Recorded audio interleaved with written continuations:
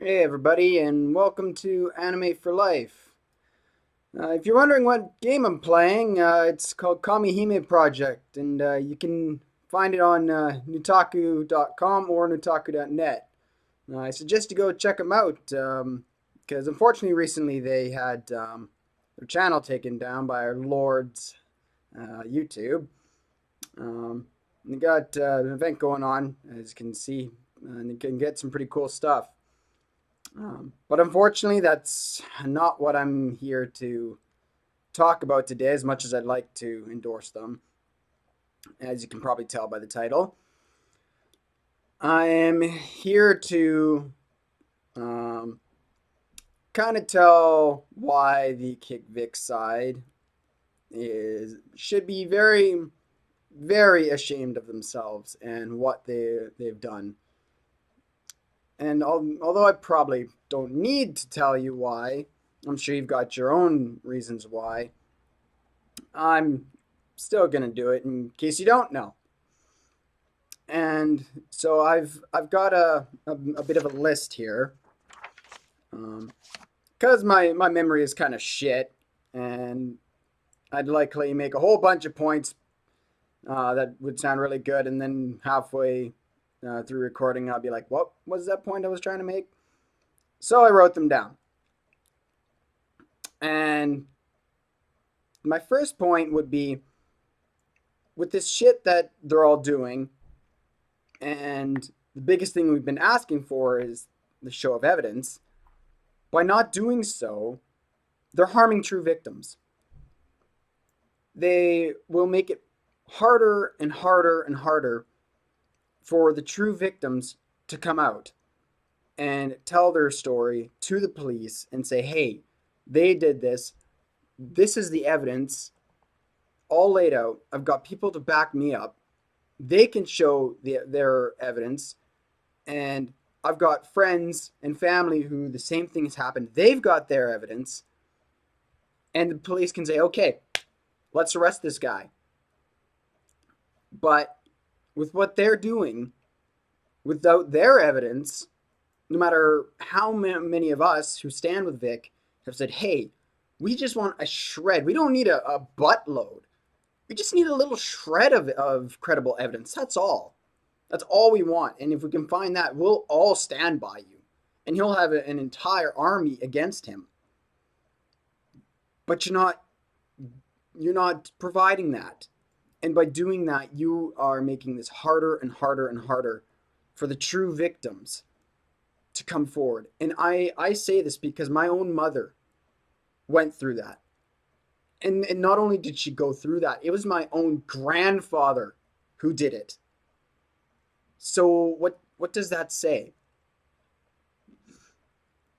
Like it's horrible. It's horrible that they would do this. Like how hard is it to provide just a tiny bit of credible evidence? The tiniest amount would get all of us to say, "Hey, you guys are right. This guy needs to be locked up." No matter how friendly, how nice, how preachy of the Bible he seems to be, this evidence is irrefutable, and he needs to be locked up. Not very damn hard, but instead he's guilty until proven innocent, and it's turned into a huge witch hunt, and it's just made them out to be fools, and the true victims, it's going to make it even harder for them. And people will be inclined to believe them less and less and less. Even if they do have evidence now, they'll be like, "Oh, you fabricated it," because it's been shown in this whole fiasco that people have fabricated evidence. And so now the true victims will be accused of that now too. But they don't fucking care. They just want this guy's life ruined. And I'm specifically looking at you, Chris and Monica, when it comes to regards to that, because now it's just recently been proven that you've been doing that. But that's my first point.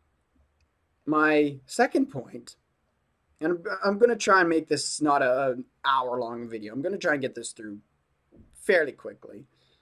Um, but anyway, my second point is, although you might find this one a little harder to figure out, is it actually can harm people who suffer from depression. And you might think, well, how can that tie with depression? Because sexual harassment and depression, or rather, people who aren't um, tied with sexual harassment, but the depression on a separate issue, how can that tie together? Well, look how it's turned out. And the one instance with Christopher R. Sabat, I already can't remember the one guy's name, but he's a YouTuber that flew in to see Christopher R. Sabat on the red carpet, and the interviews with all the high name voice actors. And when he did that, Chris pretty much blew him off and called him weird looking. Now, you suffer from depression, right? And we all know how bad depression can be, especially the people who suffer from it. That can get so bad that it feels like nothing will make it better. Like nothing in life is worth living for. And that's why people commit suicide because of it. But let's just say you're suffering from a really bad bout. Nothing is making it feel better. But then you run across, you see, you're an anime fan still, and you run across this one series that just seems to pick up your spirits, makes you feel better no matter how depressed you are. And you just can't wait until that next episode or manga series comes out. And eventually, this con comes up, and your favorite voice actors who are in this series, whether it's the dub or the sub or whatever, are in it. They're gonna be there. And you look at your bank accounts and your work schedule, and you find out, well, shit, I've got the money, I've got the time off, I can make it. I can go to this convention. And so you pack up your stuff, you buy your plane ticket, or you get the gas money, whatever, and you make it there somehow. You find a way to get it there. And you meet up these voice actors, and you're so stoked to meet these voice actors, and they turn out to be assholes.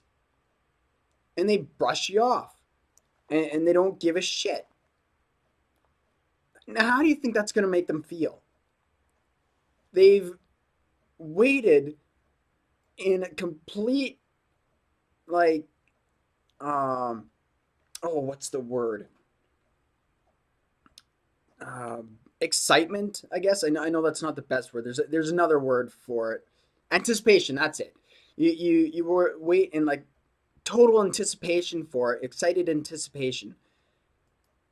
And then when you meet your idols, the ones you've looked up to so much, the ones that could get you out of your deepest funk, your deepest depressions, your deepest fears, and they turn out to be not only what you thought they'd be, because, even if they really are nice people, they're usually not what you expect them to be. But not only are they not what you expect them to be, they're like the worst people you could have ever expected. And now they'll probably go back, and that'll probably be the last straw for them. And then when they finally do commit the act, people, their family, their friends will be like, well, what happened? What could we have done to stop this? Like, how could we have been there for him better? Meanwhile, the answer could have been that voice actor could have been a nice person, or voice actors. They could have appreciated the fans like Vic does, or Crispin Freeman does, or Scott McNeil does. And I can say that for a fact because I actually been to a convention and I met Scott McNeil and I met Richard Cox. and I met Paul Dobson, and they were some of the nicest people I've ever come across. I actually met Scott McNeil twice. Like Scott McNeil, a girl suffered an epileptic seizure, something I suffer from, and he had to get to another panel, but he was there to see it, and he refused to go anywhere until he knew this girl was safe and taken care of. Now, what does that say compared to Christopher Sabat and Monica Riel and Jamie Marchi and frickin' Sean Shamel, frickin' Beta Goku, who diss fans, call them trash, and or at least in the very minimum, treat them like trash. Like, what does that say? On to my third point. It destroys their credibility. You at the end of this, let's say, when Vic is proven innocent, because at this point, like everybody knows he's not going to be proven guilty. Like there's just no possible way. There's nothing pointing towards guilt. So when he is proven guilty, when he is proven innocent, it's going to destroy all credibility that these people had. So really now, in a sense, I'm kind of speaking for them in a way. And because of that, they're nobody's going to believe them when they actually do have a true case on their hands. Like, let's say they Monica Riel or Jamie Marchi or even Christopher Sabat, because it happens to men. It's just men are believed even less than women. But let's say they get sexually harassed. Because of this that they pulled, nobody's going to believe them. Chances are, even if they have evidence, because it's been proven and found out in this that evidence has been fabricated, that they'll be like, oh, you're just doing it again. You're just trying to get sympathy points. And this evidence, like, how do we know you haven't fabricated it? How do we know the people coming to bat for you aren't trying to just fuck this guy or this girl over again? Like, how do we know you're not just trying to get higher up in the food chain again? And they'll throw it out. Or likely will. Not only that, just in the very minimum, as we're already seeing, big loss of respect. Like everyone's like, look at Sean Shamel now being called Beta Goku, or Christopher Sabat being called Chris the Weasel Sabat, or Monica Riel being called Monica Liar, which is hilarious because literally Riel spelled backwards is liar. So it's very fitting. So right there, loss of respect is the blatant one. And Jamie Marchi, I believe it was, her panel had virtually nobody there. So again, it shows nobody cares. And loss of work, which again, Jamie Marchi has said she's been having an issue with. I used to see Jamie in a lot of good things. Like she was in Kobayashi Dragon Maid. She had she was the main character. Yeah, it was Panty, I believe. Yeah, it was Panty, and Panty and Stocking, which was friggin' hilarious. But now that's probably gonna be going down the drain now that all this shit's gone down. So it's like, good going, guys. You fucked yourselves over. No sexual harassment needed. The fourth one, and probably the most important point, is even when Vic, and not even just Vic, but anyone who's proven innocent with sexual harassment cases, there's lasting lifetime, not long term, life term effects because of the case. Because people will still look at them, like maybe not the true fans of Vic, in Vic's case anyway, but people who don't really know them or him in Vic's case, but with them who've just kind of heard what's gone down, they'll look at him with a raised eyebrow and think, well, maybe he just got lucky. Maybe he just pulled some strings to get off. Maybe he paid somebody off. I mean, he's a famous person after all. I mean, look at Michael Jackson, the pedo. He nothing was found on him, but he was a rich guy. He had a lot of influence.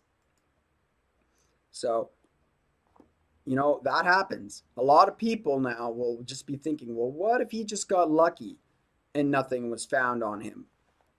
And now this possible sexual predator is free to do it again.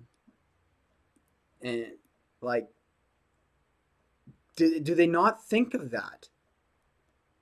Well, obviously they don't, because otherwise they wouldn't have done it. They don't care. All they care about is that this guy is more famous than them. He's beloved by everyone, whereas, well, they're liked by their fans. They're nowhere near the tier that Vic is, and that pisses them off. That makes them jealous, so they want him gone. They don't care how it affects his life. And because of this, not only will people look at him with raised eyebrows and think, well, maybe he just got lucky, the companies too will have that, and they'll kind of look at his resume twice and think, well, maybe we shouldn't hire him because, just in case. But, it probably will just because of how famous he is, but, they shouldn't have to. He shouldn't have to worry about that, but now he will have to worry about it because of what they've done.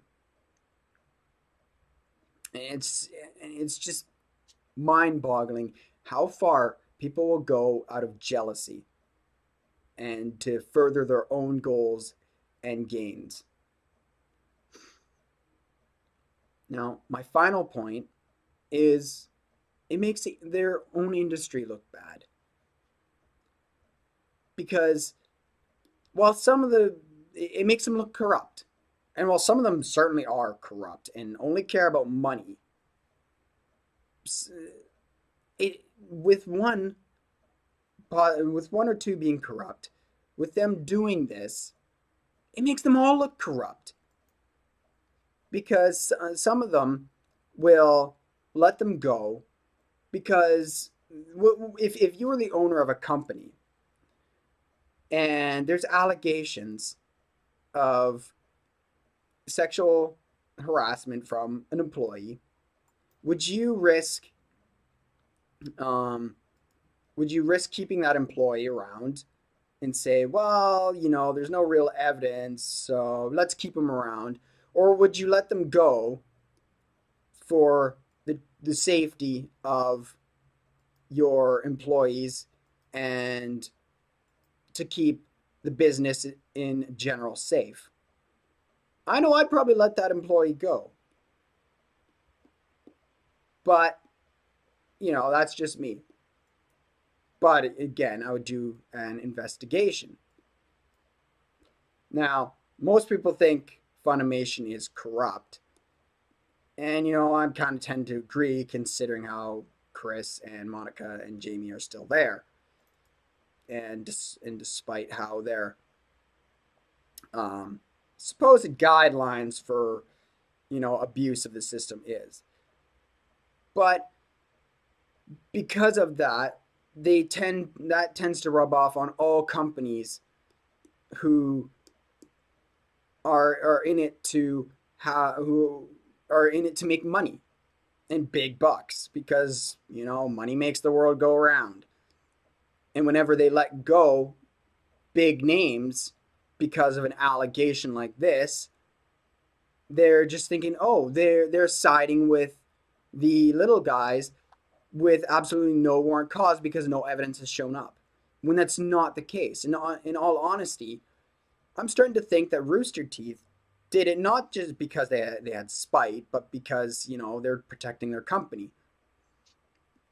Because I know I'd probably do it too. I'd probably let them go. But again, that could just be wishful thinking. I know when this first started, as I've got on my channel called, I defend Monica Rail dot dot dot sort of. Now I might as well delete it because it's made blatantly apparent that Monica is just a bitch. And she didn't do it as, defense of the victims. But she is just a fucking bitch. And I was just just a hopeful fan. But I just I don't see how people can be so spiteful and cruel to other people, and how they can do such evil things to other people just for their own gratification. And they know there's nothing to back it up, but they go ahead and do it anyway because they'll have support of their own fans and their own little armies. Even if the majority of the people don't support them, because of the day and age we live in all these SJWs and crap like that, they know they'll probably be supported. And despite how much we love Vic, they're gonna listen, and they let him go. But thankfully, because we've uh, risen up and we've screamed just as loudly as those goddamn parasites, it sounds like people are starting to think, Kamehakon being a great example, kudos to them, respect to them for not listening to Monica and frickin' Chris. Big time respect. They've started to say, hey, you know what? I think they're right, and I think Vic's innocent. So you know what? We're gonna invite him back, despite Chris and Monica apparently threatening them for like 3 hours there, and making them actually think they don't want to do cons anymore. But if this goes on, it's we're going to have a collapse in the industry. So we've got to whenever this happens, we've got to make our voices heard. And you know what? We got to do this for everything, not just Vic. When it comes to like our rights for the freedom of speech, for the censorship, for like all the censorship of our fan service, for like Senra and Kagra, and all our like speaking for like those naughty words and all that stuff, with the SJW screeching about that. No, we gotta be as loud as them on everything. But you know what? That's another topic entirely. I'm getting off track. But those are my 5 points. And the Kick Vic supporters, Monica Riel, Sean Shamel, Christopher Sabat, and everybody else, like all the other voice actors who support them, all the Kick Vic supporters, they should be fucking ashamed, because they are a shame to the good voice actors. They are a shame and a disgrace to the true victims, and a real piss off to me because my mother did go through it, and my uncle possibly too, but we're not so sure about that one because he's very quiet. But we do know he fucking hates my grandfather, so we think he did go through it too. Like they're a shame to all the companies, the good companies out there, and they're just a shame and scummy human beings altogether, just all around scummy human beings. And I hope when this is all over and done with, they take a really good look at themselves and do some really deep soul searching. But let's say Vic somehow turns out to be guilty, and we all agree that yeah, he should be locked up. It really doesn't matter with how they handled this situation. They're still guilty. They're still in the wrong in many areas, and they need to do a lot of soul searching. And they really need to change the way they act, the way they treat fans, and just the way they do things in general. So I'm just I'm gonna end it there and just say I hope things go well for Vic. I hope this thing ends soon because I think we're all tired of it by now. I think we all want it to end. Like as much as we enjoy seeing these people piss themselves with them being pretty much going to be sued to the ground by Vic, I think we all just want it to end and have Vic back at in a bunch of anime series, a bunch of cons, and just see his awesome friendly personality again and just be done with this. I think we can all agree on that. So, with that said, I hope you all keep enjoying anime and anime for life.